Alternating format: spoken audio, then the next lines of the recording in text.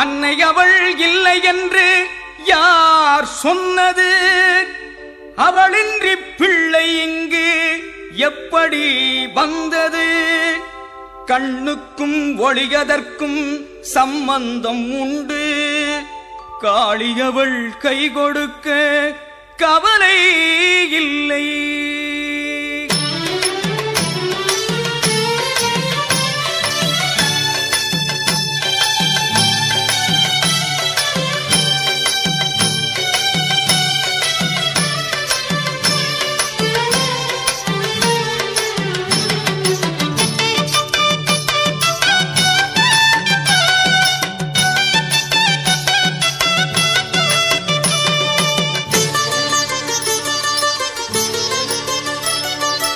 இல்லாத இடம் இல்லேங்க, அவ செல்லாத தடம் இல்லேங்க.